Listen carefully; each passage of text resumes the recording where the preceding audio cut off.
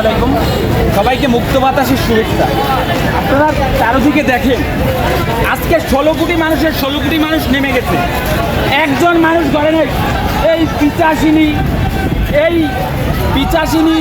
এই খুনি হাজার হাজার মানুষকে হত্যা করছে। এখন সে অন্য দেশে গেছে, তাকে অবশ্যই যেখানে পাওয়া যাবে সেখান থেকে এনে আন্তর্জাতিক আদালতে বিচার করা হবে। সে আমার ভাইকে মারছে, সে আমার বোনকে মারছে, তার কোনো ক্ষমা নাই।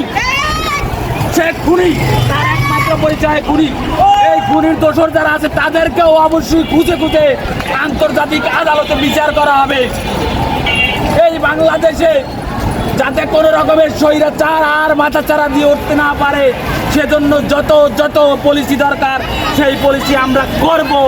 আমরা ছাত্ররা, আমরা শিক্ষার্থীরা এবং বাংলাদেশে গুণীজন যারা আছে সবাই মিলে আমরা একটি মুক্ত বাংলাদেশ গড়ে তুলব। এই হবে আমাদের একমাত্র অনুপ্রেরণা।